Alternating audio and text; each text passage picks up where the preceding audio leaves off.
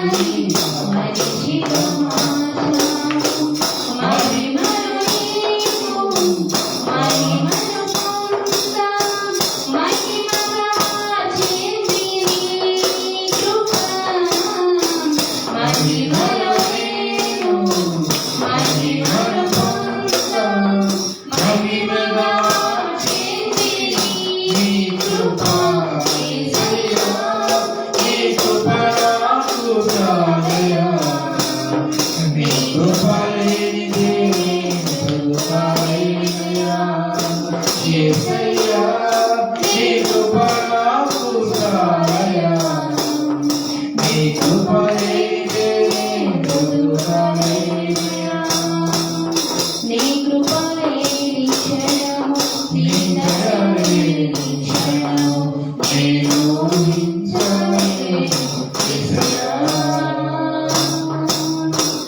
ఆజ్ఞల మార్గమున ఆశ్రయమునిచ్చి ఆపత్కాలమున ఆదుకున్నావు ఆత్మీయులతో ఆనందింపజేసి ఆనందమైనముతో అభిషేకించావు ఆజ్ఞల మార్గమున ఆశ్రయమునిచ్చి ఆపత్కాలమున ఆదుకున్నావు ఆత్మీయులతో ఆనందింపజేసి ఆనందమైనముతో అభిషేకించావు ఆరాధన చేసి అదృష్టమిచ్చింది నీ కృప ఆశ తీరా ఆరాధన చేసి అద్భుతమిచ్చింది నీ కృప యేసయ్యా నీ కృప నాకు చాలయ్యా నీ కృప లేనిదే బ్రతుకలేనయ్యా యేసయ్యా నీ కృప నాకు చాలయ్యా నీ కృప లేనిదే బ్రతుకలేనయ్యా నీ కృప లేని క్షణము నీ దయ లేని క్షణము నేను ఊహించలేను యేసయ్యా నీ కృప లేని క్షణము నీ దయ లేని క్షణము నేను ఊహించలేను యేసయ్యా పరిశుద్ధుల నుంచి మాటలు ప్రార్థన నిమిత్తమై దేవుని వాక్యం చేత అప్రూవల్పడి ప్రార్థనలు వెళ్ళినట్లుగా దానియేలు గ్రంథము 9వ అధ్యాయము 18వ వచనం. Daniel chapter 9 verse 18. దానియేలు గ్రంథము 9వ అధ్యాయము 18వ వచనం. దానియేలు నీ గొప్ప కనికరమును బట్టియే నీ గొప్ప కనికరమును బట్టియే మేము నిన్ను ప్రార్థించుచున్నాము గాని మా పని కార్యమును బట్టి నీ సన్నిధిని నిలువబడి ప్రార్థన చేయటలేదు. మా దేవా చెవియొగ్గి ఆలకింపుము. నీ కన్నులు తెరిచి నీ పేరు పెట్టబడిన ఈ పట్టణము మీద వచ్చిన నాశనమును నీ పేరు పెట్టబడిన ఈ పట్టణమును దృష్టించి చూడుము. దేవుడి వాక్యం దీవించి ఆశీర్వదించిన గాక. ఈ దినము ప్రార్థన నిమిత్తమై మనకు కావలసినటువంటి అంశం దానియేలు గ్రంథం 9వ అధ్యాయము 18వ వచనం మనం చదువుతూ వచ్చాం. ఇక్కడ అంటున్నాడు, దానియేలు భక్తుడు ప్రార్థన చేయడానికి దేవుని సన్నిధికి వచ్చినప్పుడు ఎట్లా ప్రార్థన చేయాలనుకుంటున్నాడో మనకు కూడా నేర్పిస్తున్నాడు. చాలామంది ప్రార్థన చేయడానికి వస్తారు దేవుని దగ్గరికి. ఎలా చేస్తారు? తమ నీతిమంతులు అన్నట్లుగా దేవుని సన్నిధికి వచ్చి ప్రార్థన చేయాలని ఇష్టపడతారు. దానియేలు లాంటి గొప్ప దైవజనుడు. దానియేలు అంటేనే ఆ రోజుల్లో ఆయన చుట్టుపక్కల ఉన్న వాళ్ళందరికీ కూడా ఒక బలమైన అభిప్రాయం ఉండేది. ఏంటయ్యా అంటే దానియేలు దేవుని బిడ్డ. మ్యాచ్ ఆయన మీద ఏముంది? దేవుని ఆత్మ అతని మీద ఉంది. అంత మాత్రమే కాదు, ఎవరు మంచి జ్ఞానం కలిగిన వారు ఎవరు ఉన్నారయ్యా ఈ భూమి మీద ఇప్పుడుండే మన సామ్రాజ్యంలో, ఈ రాజ్యములు అని ఎతికితే అక్కడున్న అన్యులే దానియేలు గురించి ఒక మాట చెప్తారు. ఏమంటే దేవదూతల ఆత్మ జ్ఞానము కలిగినటువంటి వాడు ఒక దానియేలు అనేవాడు మన దేశంలో ఉన్నాడు. అంటే చూడండి, దేవుని ఆత్మ కలిగిన వాడు, దేవుని యొక్క ఆత్మను నడిపింపు కలిగినటువంటి వాడు. ఈయన దేవుని సన్నిధికి వచ్చి ప్రార్థన చేసేటప్పుడు చాలా వింతైన మాటలు బోధిస్తూ ఉంటాడు. ఏమంటున్నాయంటే ఇక్కడ దేవుని దగ్గర ప్రార్థించడానికి మనం కూడా వస్తూ ఉంటాం కదా, మనం ఎప్పుడు కూడా మన యొక్క భక్తిని చూపించడానికి, మనం భక్తిపరురాలమని, భక్తిపరుడునని, నేను ప్రార్థన పరుడనని, ప్రార్థన పరురాలని మనం చూపించడానికి దేవుని సన్నిధికి రాకూడదు. లేదా నేను చేస్తున్న ఈ పని, నేను చేసే కార్యం నాకు తెలియాలి అనే భావంతో కూడా తెలియజెప్పడానికి, ప్రార్థనలో చెప్పడానికి కొంతమంది వస్తూ ఉంటారు. దేవా నేను ఈ మందిరానికి ఇది చేస్తున్నానయ్యా, ఇది ఇచ్చినానయ్యా అని పాస్టర్ చెప్పకపోయింది అనుకో, ఇంక వాళ్ళే వచ్చి ఇంకెట్టి పాస్టర్ చెప్పడం, మనమే చెప్పుకుందామని ప్రార్థనలో, నీకు ఇంత చేసినానయ్యా, అంత చేసినానయ్యా, నేను ఇట్లాంటినయ్యా, అలాంటినయ్యా అని చాలామంది చెప్పుకుంటూ ఉంటారు. కానీ దానియేలు ఏమంటాడో తెలుసా? చూడండి, దేవా నీ గొప్ప కనికరములను బట్టియే. అది ఏం చేయడానికి వచ్చామట? ఇప్పుడు ప్రార్థన చేయడానికి మనం ఎప్పుడైనా దేవుని సన్నిధికి వస్తే మనం గుర్తుపెట్టుకోవాలి, దేవా నీ కనికరమును బట్టి నేను ప్రార్థన చేయడానికి వచ్చాను, కానీ నా స్వనీతిని బట్టి కానీ, ఇంకా ఏమంటున్నాడమ్మా, మా స్వనీతి కార్యములు బట్టి మేము నీ సన్నిధి నిలబడి ప్రార్థించట్లేదు. కొంతమంది మనం ఏదన్నా చేస్తే అది గొప్ప పని అనుకుంటాం మందిరంలో. ఏంటి, చేపలు వేస్తే గొప్ప పని, వంట చేస్తే పెద్ద పని, ఇంకొకటి పాటలు, ఇంకా ఏదన్నా దేవుని మందిరంలో ఏదన్నా చేస్తే అది గొప్ప పని అని అనుకుంటాం. అయితే దేవుని సన్నిధిలోకి వచ్చి మనం ఏదన్నా చేస్తే అది స్వనీతి అవుతుంది, కానీ అది నీతి కాలేదు. అందుకని అంటున్నాడు, మా స్వనీతిని బట్టి మేము ప్రార్థించడానికి నీ సన్నిధికి మేము నిలబడలేము. మనం దేవుని సన్నిధానానికి ఎందుకు వస్తున్నాము, దేనికి వస్తున్నామయ్యా అంటే ఆయన కనికరమును బట్టి మనము ప్రార్థించాలి. దేవుడి కనికరం చాలా గొప్పది. బైబిల్లో అంటాడు కదా, నేను బలిని కోరను, కనికరమే కోరుచున్నాను కానీ బలిని.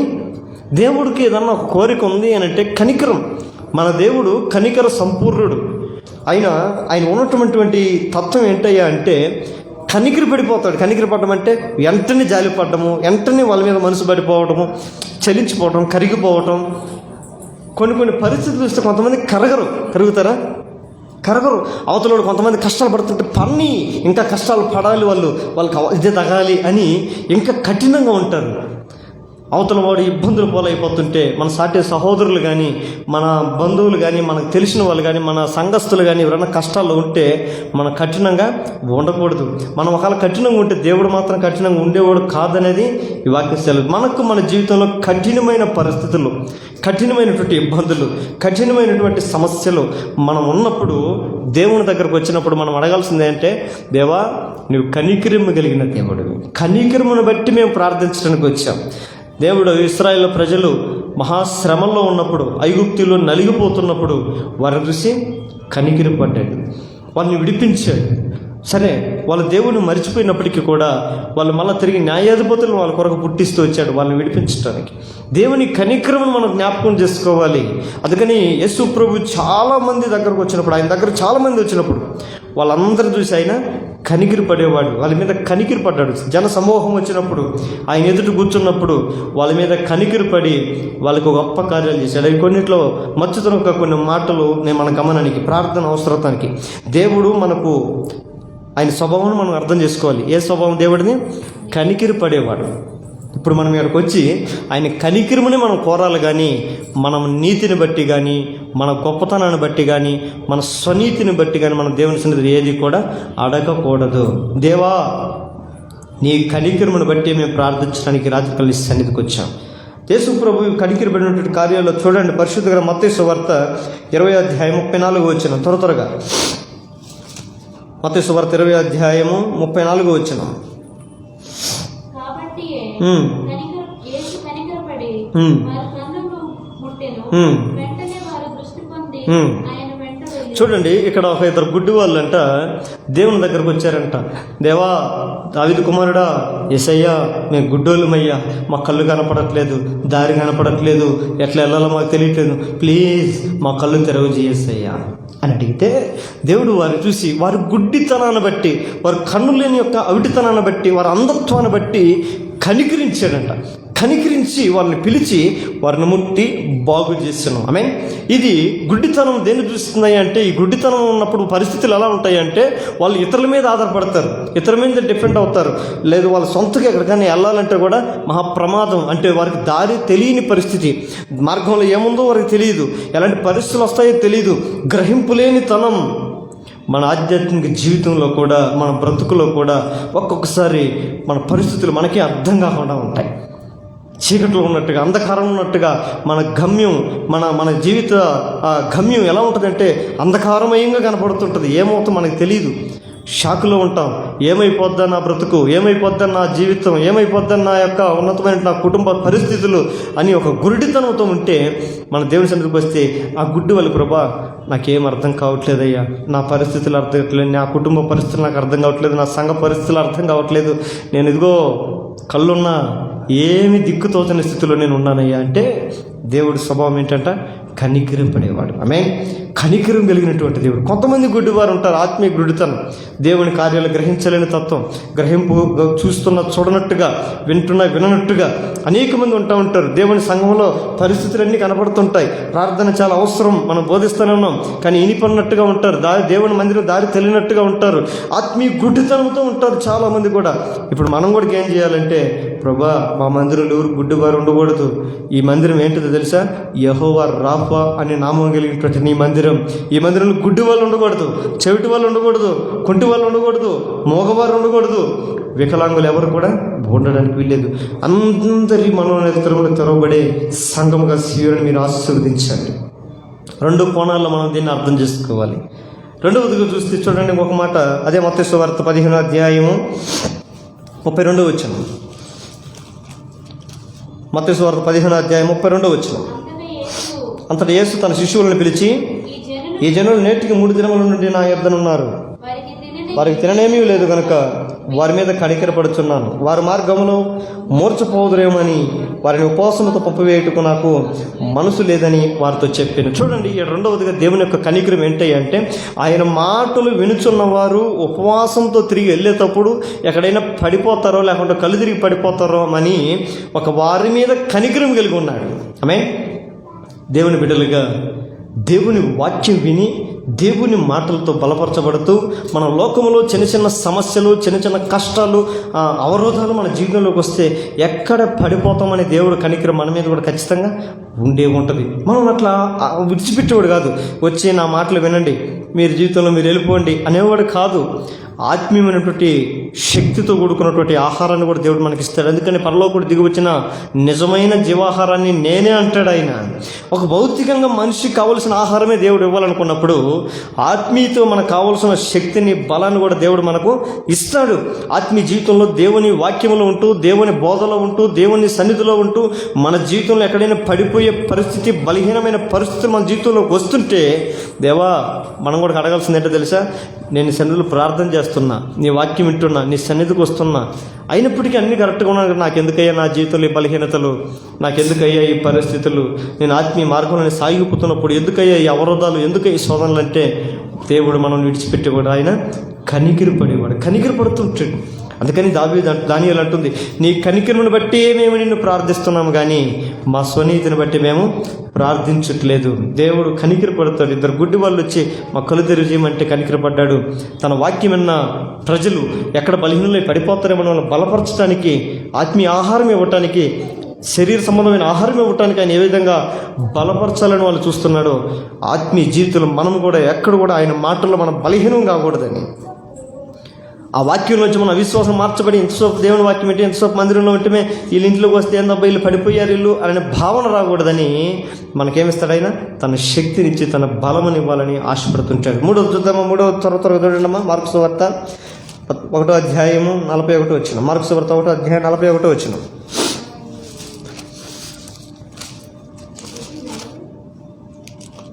మార్కు సువార్త 1వ అధ్యాయం 40.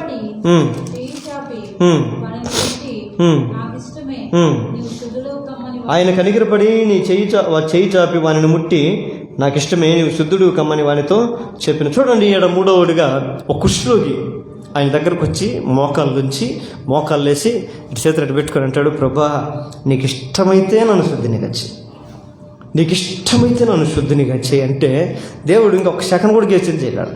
వెంటనే అతను ముట్టి నాకు ఇష్టమే, అతని మీద కనికిరపడ్డాడంట. ఏం చేయడం? ఆయన కనికిరపడి చెయ్యి చాపి వారిని ముట్టి, నాకిష్టమే, నీవు శుద్ధుడు కమ్మని వానితో చెప్పాను. దేవా నీకు ఇష్టమైతే నన్ను శుద్ధినిగా చెయ్యి.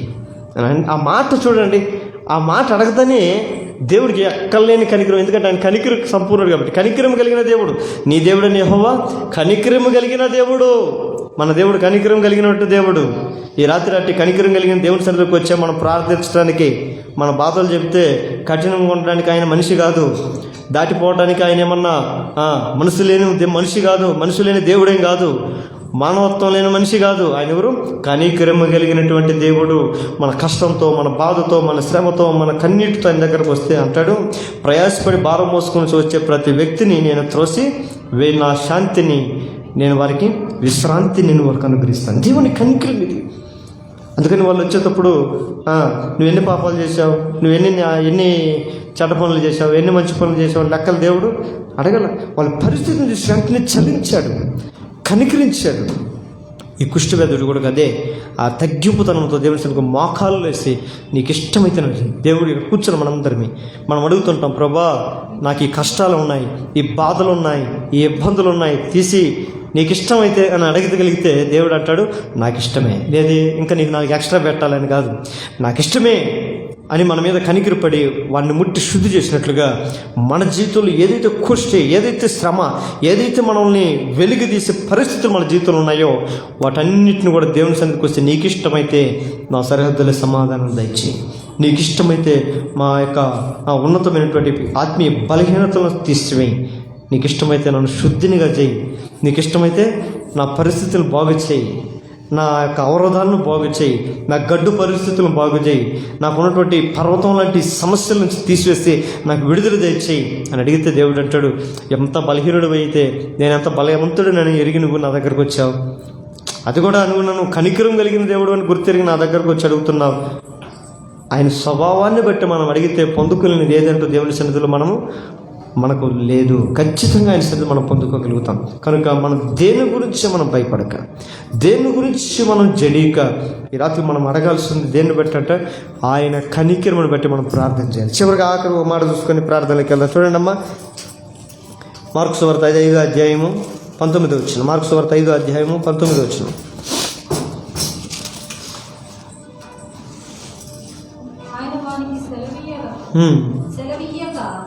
నీవు నీ ఇంటి వారి యొద్దకు వెళ్ళి ప్రభువు నీ యందు కనికరపడి నీకు చేసిన కార్యములన్నిటినీ వారికి తెలియజెప్పమనెను. వాడు వెళ్ళి యేసు తనకు చేసినవన్నీ దెకపోలిలో ప్రకటింపనారంభింపగా అందరూ ఆశ్చర్యపడిరి. ఏం చేస్తున్నట్టమ్మా, ఇది అందరూ తెలిసిన విషయమే. శానాని దెయ్యాలు పెట్టినోడు ఒకరోజు ఆ సమాధుల్లో తిరుగుతూ వాడు ఒక బ్రతుకు ఒక అర్థం లేదు, పరమార్థం లేదు. వాడి జీవితం ఎలా ఉంటుందంటే అధ్వానంగా మార్చబడింది. వాడి పరిస్థితి చూసుకుంటేనే చాలా దయనీయమైన స్థితి. బట్టలు లేవు, ఒకవేళ బట్టలు వేసిన ఉంచుకోడు.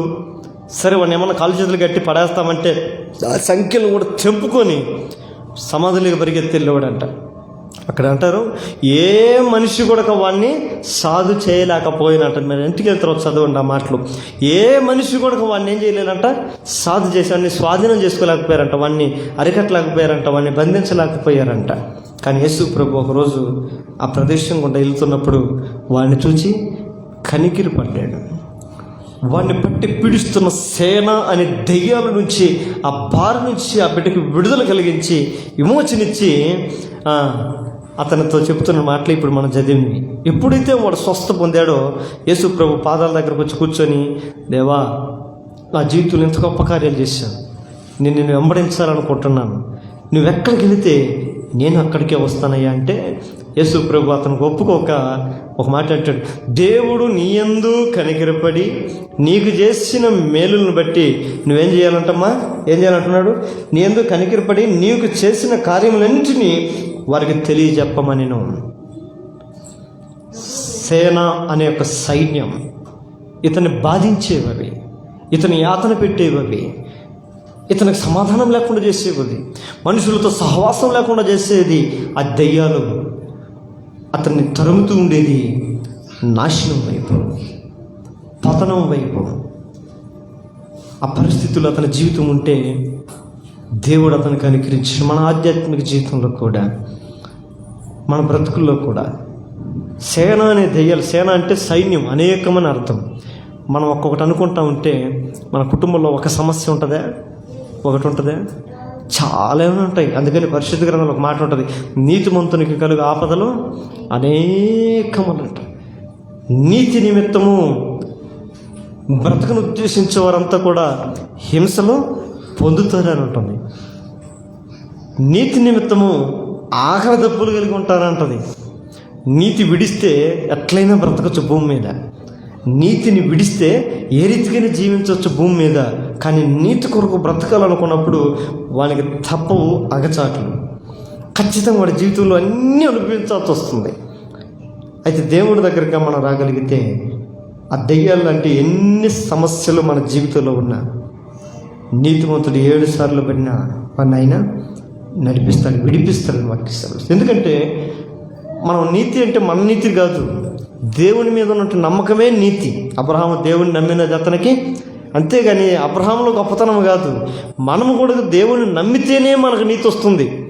మనం ఈ రాత్రి కాలశంలో మనం నమ్మిన దేవుడు నీతిమంతుడు. ఆయన నమ్మదగిన దేవుడు. ఆయన నమ్మదగిన దేవుని మనం నమ్మాము. కానీ మనం నమ్మకమైన వాళ్ళమని కాదు, మనం నీతిమంతులమని కాదు, మనం యోగ్యులమని కాదు, మనం గొప్పవారని కాదు, మనం ప్రధానులమని కాదు, మనం ప్రయోజకులమని కాదు, మన జ్ఞానవంతులమని అస్సలే కానే కాదు. ఒకటి, ఆయన నీతిమంతుడు కాబట్టి నీతిమంతుడైన వాని యందు మనం విశ్వాసం ఉంచబట్టి ఈరోజు ఆయన నీతిని మనకు ప్రదానం చేశాడు. ఆ నీతిని బట్టి మనం ఈరోజు సన్నిధికి రాగలిగాం. అని మనలో ఉండే నీతిని బట్టి మన దేవుని సన్నిధిలో ప్రార్థన చేయకూడదు. ఆయన నీతిని బట్టి, మన స్వనీతిని బట్టి కాదు. దేవా, నీ కనికరమును బట్టి మేము ప్రార్థన చేస్తున్నాం. ఈ రాత్రి కాల సీయోనులో సన్నిధిలో మేము ఉంటున్నాం.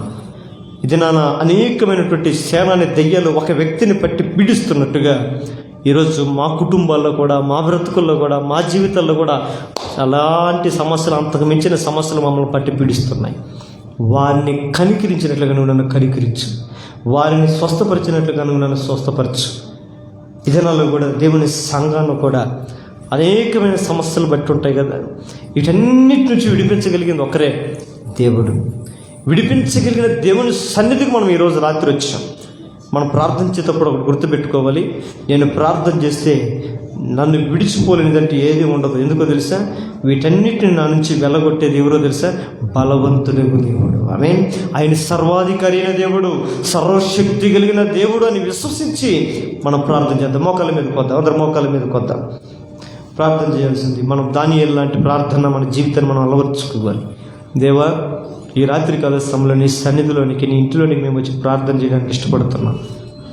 దేనిని బట్టి మేము ప్రార్థన చేయడానికి వస్తున్నామంటే ఒకటే, నీ కనికరమును బట్టి మేము ప్రార్థన చేయడానికి వస్తున్నాం. నీ కనికరము లేనిదే మా జీవితంలో కార్యాలు జరగవు. నీ కనికరము లేకపోతే మా ప్రార్థనలకు అర్థం ఉండదు. మేము ఎలాంటి వారమో తెలుసా? ఆ రోజు నీ ఎదుట కూర్చున్న జన సమూహం మీద నువ్వు కనికరపడ్డావు. ఈరోజు ఆ సమూహాలు మేము కూడా నీ సన్నిధికి వచ్చాం, నీ మాటలు వినాలని, నీ సన్నిధిలో మా బాధలు తెలియజేయాలని. ఒకవేళ మా పరిస్థితి నువ్వు మేము చెప్పుకోలేకపోయినా, అక్కడ ఉన్న వాళ్ళు ఎవరు చెప్పలా మాకు ఆకలి అవుతుంది అన్నం పెట్టేసి ప్రభు అని అన్నారా? ఎవరు చెప్పలా. వాళ్ళు ఆయన దగ్గరకు వచ్చి ఆయన మాటలు వింటున్నారు అంతే. ఆయన మాటలు వింటున్న వారు ఒట్టి చేతులు దాన్ని పంపించలేదు. ఈరోజు వచ్చిన నిన్ను, నన్ను దేవుడు ఒట్టి చేతులు తీసి తల నుంచి పంపడు. ఖచ్చితంగా మనం ఆయన సన్నిధి ఇక్కడికి వచ్చేటప్పుడు మనకి ఏది అక్కరో, ఏది అవసరతో ఆయన ఎరిగినటువంటి వాడు. వాళ్ళకి ఏ అవసరత ఆయన చూశాడు. వీళ్ళకి ఆహారం పెట్టకపోతే మార్గంలో ఎక్కడైనా కళ్ళు తిరిగి పడిపోతారేమో, వీళ్ళకి నేను ఆహారం ఇవ్వాలి. ప్రార్థన చేస్తున్న మనం ప్రార్థన చేస్తున్న మనకు కూడా ఏదైతే అడుగుతున్నామో దాన్ని ఖచ్చితంగా ఇవ్వటానికి మన ప్రార్థనల మీదే కనిగిరిపడే మన దేవుడు, మన ప్రభు అయిన యేసుక్రీస్తు వారు. అందుకని జన సమూహం మీద కనికిరిపడి వారికి ఆహారం ఇవ్వాలనుకున్న ఈ రాత్రికాల సమయంలో మా ప్రార్థన మీద, నీ సన్నిధికి వచ్చిన మా మీద నువ్వు కనికిరిపడి మాకు కావలసిన వాటిని మాకు అనుగ్రహించు. మా కుటుంబాలకు కావలసిన వాటిని, మా సంఘానికి కావలసిన వాటిని, మా సంఘంలో అనేకమైన అవసరతలు వాటన్నిటిని అనుగ్రహించు అని ప్రార్థన చేయాలి. ఇద్దరు గుడ్డి వాళ్ళ దగ్గరకు వచ్చి కళ్ళు కనపడట్లేదయ్యా అని ప్రార్థన చేస్తే యేసు వారి మీద కనికిరపడి వారికి కళ్ళు తెరచేశాడు. ఈరోజు సంఘంలో అనేక గుడ్డితనంతో ఉన్నటువంటి పరిస్థితి, సంఘంలో అవసరతలు కనపడుతున్నా, అక్కర్లు కనపడుతున్నా, పట్టని స్థితి, కనపడని స్థితిలో ఒకవేళ ఉంటున్నా కూడా మనం వాటికి ఏం చేయాలి? మా మనోనేత్రమును తెరవచేయండి యేసయ్యా, మా కళ్ళు తెరవచేయండి. మేము అన్ని తేటగా చూసినట్లుగా, మేము సక్రంగా చూసినట్లుగా, నీ మార్గమును, నీ చిత్తమును మేము తెలుసుకున్నట్లుగా మా కళ్ళు తెరవచేయండి అని మనం ప్రార్థన చేయాలి. మూడవదిగా కుష్ఠరోగి, నీకు ఇష్టమైతే నన్ను బాగు చేయి అన్నాడు. అప్పుడు వెంటనే దేవుడు స్వభావం బయటకు వచ్చింది. నువ్వు అడగాల్సింది కాదు, నాకు ఇష్టమే అని వారిని ముట్టి బాగు చేశాడు. ఈరోజు ఈ సంఘంలో ఉన్న మనం, సంఘంలో ఉన్న కుటుంబాలు దేవునికి ఇష్టమైన వారుగా మనం బ్రతకాలి. మనం ఆయనకి ఎప్పుడు ఇష్టమే, మనము ఆయన్ని ఇష్టపడే వారంగా ఉండాలి. దేవుడు మనల్ని ఎప్పుడు ఇష్టపడుతుంటాడు. ఇందులో ఎలాంటి సందేహమే లేదు, ఎలాంటి డౌటే లేదు. ఖచ్చితంగా దేవుడు మన ఎడల ఇష్టం కలిగి ఉన్నాడు. మన ఇష్టమే ఎలా ఉందనేది మనం పరీక్షించుకోవాలి. సంఘంలో మేమందరము కూడా మేము నిన్ను ఇష్టపడి ప్రేమించే స్వభావం మాకు దయచేయండి అని ప్రార్థన చేద్దాం. ఆయన మన మీద ఇష్టపడినప్పుడు మన కష్టాలు అన్నీ కూడా తొలగిపోతాయి. ఆయన మీద మనం ఇష్టం లేకపోతే మన కష్టాలు మనమే మోసుకొని తిరుగుతుండాల్సిన పరిస్థితి వస్తుంది. తప్పిపోయిన కుమారుడు ఎప్పుడైతే తిరిగి వచ్చాడో వారి కష్టాలు అదే లాస్ట్ రోజు అయ్యాయి. ఈరోజు మనం కూడా దేవుని సన్నిధికి తిరిగి వరంగా ఉండాలి, దేవుని వైపు వచ్చే వరంగా ఉండాలి. ఆ రీతి అటు కృప, అటు ధన్యత దేవుడు మనకు దయచేయనుగా. ప్రార్థనలకు వెళ్దాం.